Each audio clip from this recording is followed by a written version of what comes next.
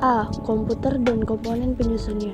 Secara umum, komputer adalah peralatan elektronik yang menerima masukan data, mengolah data, dan memberikan hasil keluaran dalam bentuk informasi, baik itu berupa gambar, teks, suara, maupun video.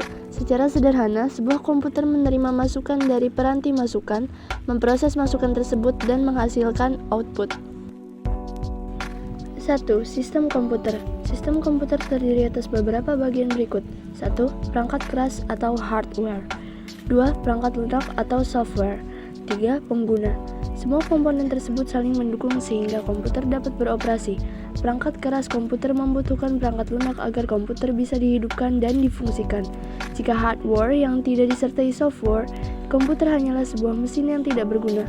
Hal ini dikarenakan software tercipta untuk menulis fungsionalitas pada komputer tersebut, sehingga terciptalah sebuah komputer yang memiliki fungsi untuk digunakan. Hardware saja ibarat tubuh manusia tanpa jiwa. A. Perangkat keras atau hardware. Perangkat keras komputer adalah komponen fisik pada komputer yang dapat disentuh, dilihat atau dipindahkan. Contoh perangkat keras ialah mouse, hard disk, prosesor, RAM, printer, scanner, dan lain-lain. B. Perangkat lunak atau software. Perangkat lunak komputer tidak terlihat secara fisik, tetapi berfungsi dan dapat dioperasikan oleh pengguna melalui antarmuka yang disediakan. Contoh perangkat lunak ialah sistem operasi, aplikasi, dan lain-lain. C. Pengguna. Pengguna adalah orang yang menggunakan atau mengoperasikan komputer. 2. Jenis-jenis komputer. Berdasarkan ukurannya, komputer dibagi menjadi beberapa jenis antara lain. 1. Mikrokomputer. Komputer mikro merupakan komputer yang memiliki ukuran paling kecil dibandingkan dengan jenis komputer lainnya dan menggunakan mikroprosesor sebagai CPU atau unit pemrosesan utama. Contoh dari komputer mikro antara lain ultrabook, permainan konsol, telepon pintar, dan tablet. 2. Komputer personal. Komputer personal atau PC memiliki ukuran yang lebih besar dari komputer mikro dan memiliki kemampuan penyimpanan dan pengolahan data yang lebih besar dibandingkan dengan komputer mikro dan dibuat untuk penggunaan personal.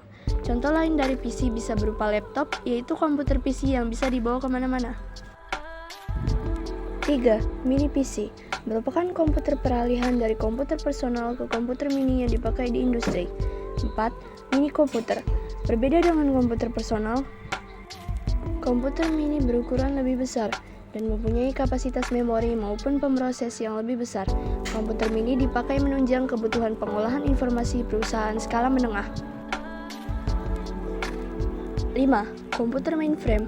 Komputer mainframe berukuran lebih besar dibandingkan dengan komputer dan biasanya digunakan oleh perusahaan-perusahaan besar sebagai server atau peladen. 6. Superkomputer. Dibandingkan dengan komputer lainnya, superkomputer memiliki ukuran yang paling besar dan memiliki kapasitas pengolahan data dan kinerja yang paling kuat. Superkomputer memiliki kemampuan untuk melakukan triliunan perintah atau instruksi per detik yang dapat dihitung dalam flops, floating point operation per second. Sama seperti mini komputer dan mainframe, pengguna superkomputer biasanya ialah perusahaan atau organisasi besar, misalnya NASA, yang menggunakannya dalam meluncurkan dan mengendalikan pesawat dan roket.